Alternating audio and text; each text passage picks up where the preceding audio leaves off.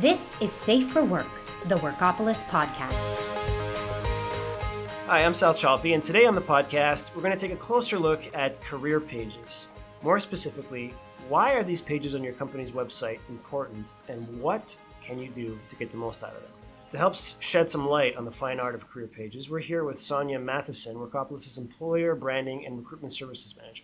Hi, Sonya. Hi, how are you? I'm very good. So why don't we look a little closer at your background when it comes to career pages and recruiting? You've been doing this for quite some time, I think, right? Yes, I have. So I've worked in talent communications for about 15 years now. So my first role out of school, it was actually at a recruitment advertising agency. And that was back in the day where recruitment advertising was really just placing print ads. I was there for the whole paradigm shift when we went from placing print ads to find employees to using online predominantly for job hunting. Okay.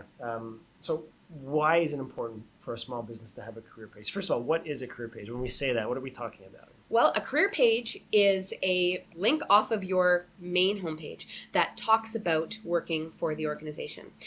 Normally, career pages will have information such as, available positions, reasons why you should work at the company, some of the benefits and perks of working at that organization, and sometimes great career pages, they do some company profiles about people who are within the business and the different jobs that are available. So quite truly, it's everything, ideally, what an applicant would want to know before making the decision to apply for a position. Okay. There's so much being said now about social media and the importance of that. Are these career pages still important, or can a lot of this be done on the social media front? Well, I think that social media plays a big aspect, but I think that a career page is very important. If somebody invites you to a restaurant you've never been to, you Google the menu, right? And same thing is when you're looking for a new position. So if you're considering the commitment of starting a new job with an organization, you really want to know a little bit about them and what it's like to work for them. So not all companies have the advantage of the notoriety of the huge global organizations like a Walmart or a McDonald's. A lot of companies are small, medium-sized businesses under 500 people, and you want to know a little bit about what it's like to work there. A career page also adds a bit of credibility to a small business that many people that might not have heard of them before. Okay. So you touched on a few of the components of a career page, but what would you say are the real essential elements? Is it about culture? Is it awards? What do you think is really an essential component of a career page? So I think it's very important to talk about what you do, why you do it, and why it's important. I think that when a company is passionate about the work that they do, it's infectious. So realistically, small, medium-sized businesses, they can't always entice through salary. So in a competitive market, it's really not reasonable to be able to do that. So it's important to be able to tell the applicant what makes working for your company special. And what most will find is that candidates, they don't really make choices on who's offering the highest salary. It's truly a decision that's both intrinsic and extrinsic. So, candidates, they'll weigh all factors, which includes culture, reputation, opportunity for advancement before making that decision to move. So, how can a small company, let's say, what are some of the ways they can show those things we are just talking about without telling them? Is there an easy way for them to do it? Is it through videos, through images? What would you suggest? Yeah. I think that what's very important is to be quite realistic about what you're offering. So what we actually call, and it's a term that a lot of people will, when you start looking at employer branding and start looking at, working for an organization, the term that will come up is EVP, which is really the employee value proposition. And what that EVP is, it's pretty much your promise when you hit the market, when you're looking to attract, but also to retain employees. So every company, they have one, whether or not it is, already defined or not. And it's not just the to-market message, it's everything. So if we're talking about some great ways to start to hone in on the EVP, I think that that's what's important.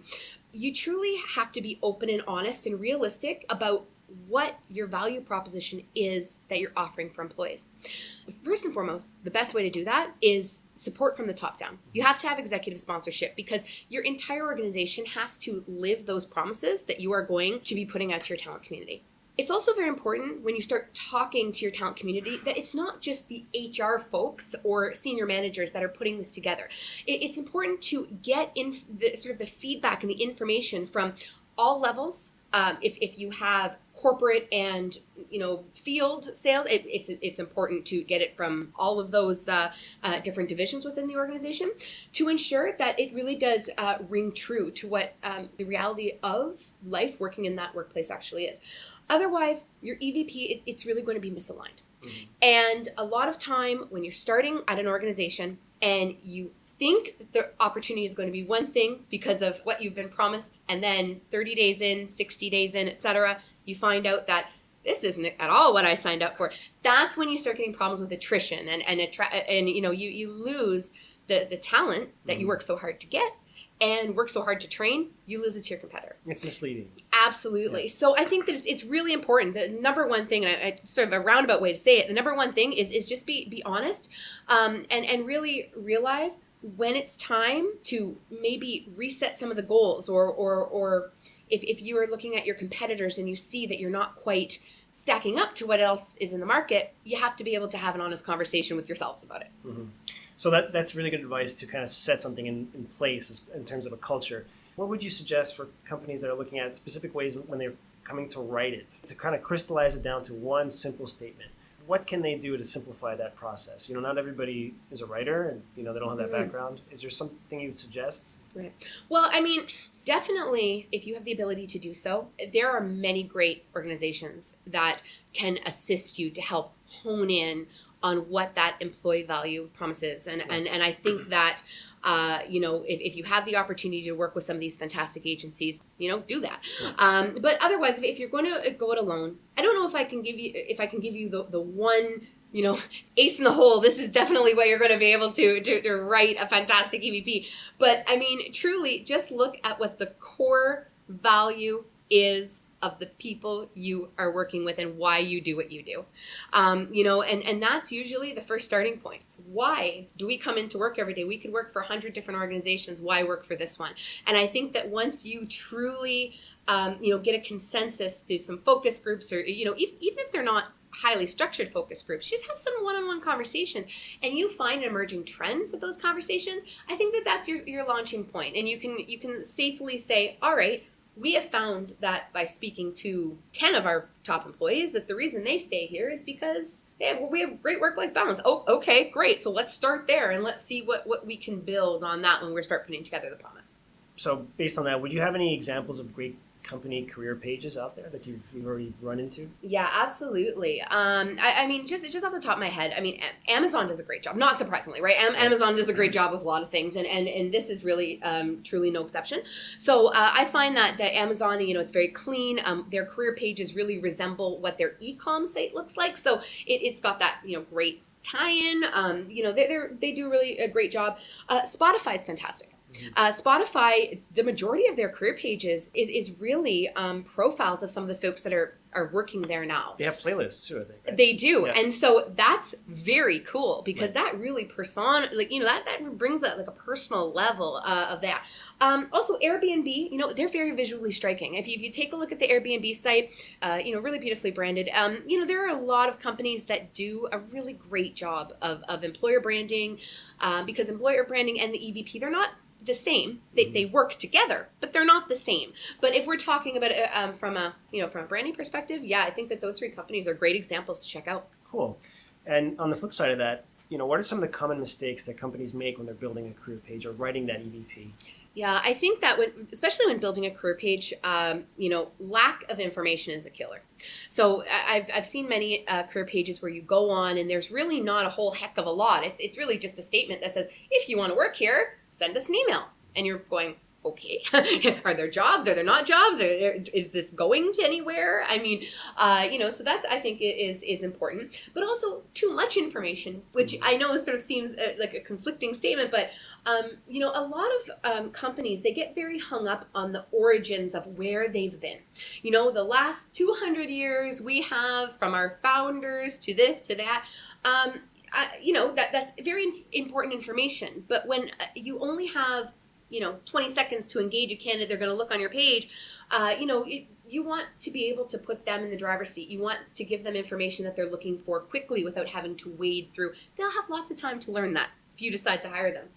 I think that most companies, first and foremost, they really struggle with helping to put the seeker into the space of actually working there. So, you want to put them in that job in their head and sort of make them visualize working with the organization. That's really what it's all about. Would you say there are misconceptions then about what companies do based on what you just said? Is that something that they get wrong often, that they focus on one particular thing as opposed to kind of painting that full picture? Yes, a lot. Some companies have a great balance. They do it really, really well. Some do not, and that's okay, because just because you're not doing it everything you need to do today does not mean that you can't start tomorrow working on starting to engage some more employees. I think what's really important to note is that in Canada, I was looking at the stats, and in Canada, like 90% of people who are employed work in small, medium-sized business under 500 people. So I think that, it's a competitive market with other small, medium businesses. I think the misconception is that small, medium businesses, they think that they're competing with the big guys, but they're not. They're competing with businesses the same size of what they are. So, that's why it's really important. Okay, yeah, it's a great point. So do you have any advice for those small business owners with regards to building a career page? What can they do to compete against those other small businesses to really stand out in the crowd? Well, I think that first and foremost, you have to get rid of the idea of this is the way we've always done it. So that sounds very cliche, because I think I've been hearing that more often than not in the last couple of years of my life. This is the way we've always done it. Oh, get rid of that phrase. But yet I still hear it. And it's kind of interesting. You have to let your talent community speak to you, and you have to take into account really what is important to them. Really take a look at what's important to the new job seekers that's entering the market. We have to remember that they are very savvy. They have a very high EQ, very emotionally intelligent people, and they have the ability to see through when you're not being sincere, I think, right? So, that's just the generation that is coming into the market now. So really, I also would say use social media liberally. I was sort of joking about this the other day, where a little Instagramming never hurt anybody. If your company is going out to Wonderland that day, or they went to the zoo and they had a fantastic time, take those pictures, put them online, show something cool, and you can do that for really a minimal cost. That doesn't really cost you very much to be able to do it. I think a lot of people think it's expensive, and it's not. Use the tools that are available for you to be able to do it within your budget. Great. Well, great advice. Thank you, Sonya. You're welcome. For more on this topic, please visit hiring.workopolis.com and click on resources for our latest e-guide, How to Attract Qualified Candidates with an Engaging Career Page. You'll also find all our latest e-guides and our blog for employers, which has a lot of advice on recruiting, HR, and management. Safe for Work is produced by me, Sal Chalfie, Paige McGarry, and Madison McKee. Music by the band Code Pie. You've been listening to Safe for Work, the Workopolis podcast.